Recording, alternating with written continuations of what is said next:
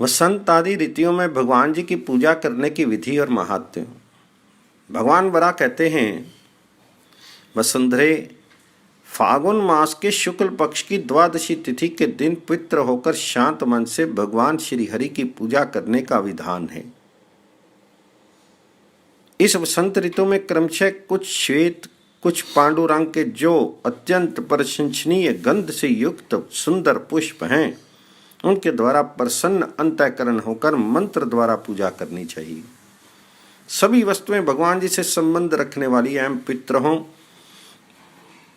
पूजा के पहले ओम नमो नारायणाय कहकर बाद में ये मंत्र पढ़े, जिसका भाव है, देवेश्वर आप ओमकार स्वरूप हैं, शंख चक्र एवं गदा से आपकी भुजाएं शोभा पाती हैं। जगत प्रभु आप महान पराक्रमी पुरुष हैं, आपके लिए मेरा बारंबार नमस्कार है।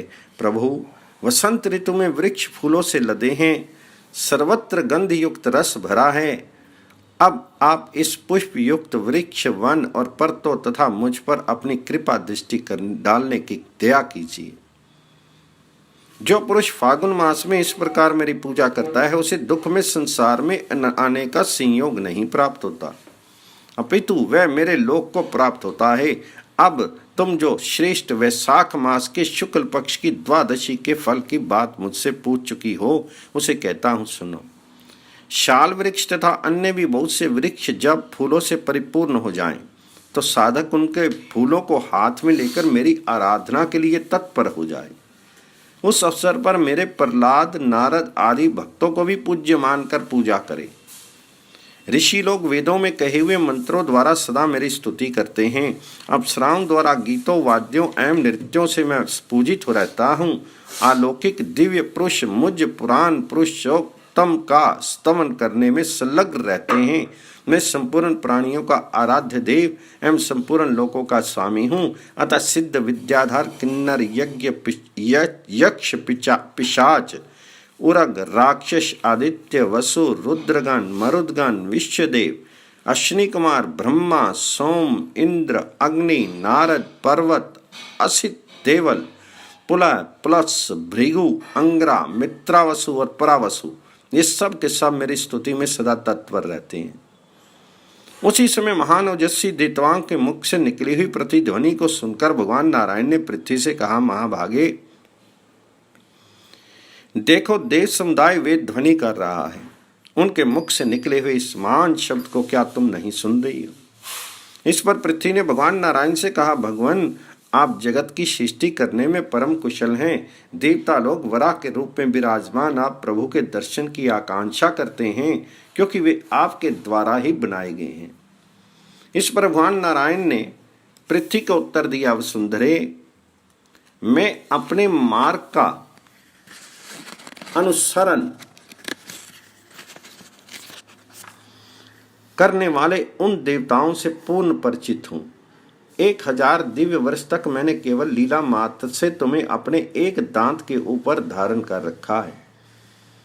ब्रह्मा सहित आदित्य वसु एवं रुद्रगण तथा स्कंद और इंद्र आदि देवता मुझे देखने के लिए यहाँ आना चाहते हैं। वसुंधरा अब प्रभु के चरणों पर गिर गई। वह कहने लगी, भगवान, मैं रसातल में पहुंच गई थी, आपने ही मेरा यहाँ से उद्धार किया है। मैं आपकी शरण में आई हूँ, आप में मेरी अचल श्रद्धा है।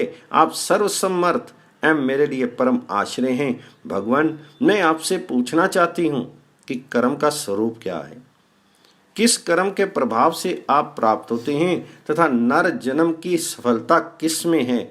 भगवान, शेष ऋतुओं में किन पुष्पों से, किस प्रकार आपकी पूजा करने से अथवा किस कर्म से आप प्रसन्न होते हैं, उसे भी बताने की कृपा कीजिए। तो श्री वराह भगवान बोले, वसुंधरे, मोक्ष मार्ग में अटल रहने वाले मेरे भक्तों ने जिसका जप किया है, अब मैं उस मंत्र का वर्णन करता हूँ, सुनो। उसमें ऐसी शक्ति है कि इसके निरंतर पाठ करने से मेरी अवश्य तुष्टि होती है। और उस मंत्र का भाव यह है कि भगवान, आप संपूर्ण मासों में मुख्य माधव वैशाख मास हैं। अतः माधव नाम से आपकी भी प्रसिद्धि है। वसंत ऋतु में चंदन रस और पुष्प आदि से अलंकृत आपकी प्रतिष्ठित प्रतिमा का दर्शन करके पुण्य प्राप्त करना चाहिए, जो सातों लोकों में शूरवीर और नारायण नाम से प्रसिद्ध है। ऐसे आप प्रभु का यज्ञों में निरंतर यजन किया जाता है। इस प्रकार ग्रीष्म ऋतु में भी मेरे कथन का पालन करते हुए संपूर्ण विधियों का आचरण करना चाहिए। उस समय भगवान जी में श्रद्धा रखने वाले संपूर्ण प्राणियों को प्रिय आगे कहे जाने वाले मंत्र का उच्चारण करना चाहिए। और मंत्र का भाव इस प्रकार है कि भगवान संपूर्ण मासों में प्रधान रूप से आप ज्येष्ठ मास का रूप धारण करके शोभा पा रहे हैं। इस ग्रीष्म ऋतु में विराजमान आप प्रभु का दर्शन करना चाहिए, जिसके फलस्वरूप सारा दुख दूर हो जाए। इसी प्रकार तुम भी ग्रीष्म ऋतु में मेरी पूजा करो। इससे प्राणी जन्म और मृत्यु के चक्कर में नहीं पड़ता तथा उससे मेरा लोक प्राप्त होता है। वसुंधरे भूमंडल पर शाल आदि जितने भी फूल वाले वृक्ष हैं तथा उस समय जितने गंधपूर्ण उपलब्ध पुष्प हैं, उन सब से मुझ श्री हरि की अर्चना करने की विधि है। ऐसे ही वर्षा ऋतु के श्रावण आदि मासों में भी मुझसे संबंध रखने वाले कर्मों का अनुष्ठान करना चाहिए। अब दूसरा वह कर्म तुम्हें बता रहा हूं जिसके प्रभाव से संसार से मुक्ति मिल जाती है। कदम, मुकुल, सरल और अर्जुन आदि देव वृक्ष हैं।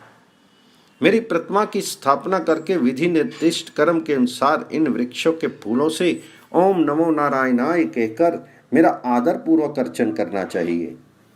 फिर प्रार्थना करें, लोकनाथ मेघ के समान आपकी कांति है, आप अपनी महिमा में स्थित हैं। ध्यान में प्रायण रहने वाले आश्रित जन आपके जिस रूप का दर्शन करते हैं, वे इस वर्षा ऋतु में योग निद्रा में अभिरुचि रखने वाले एवं मेघ वर्ण से शोभित आप प्रभु के दिव्य स्वरूप का दर्शन करें।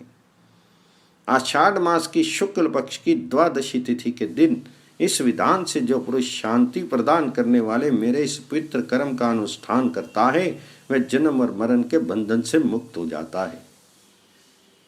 ये ऋतुओं के अनुसार उत्तम कर्म हैं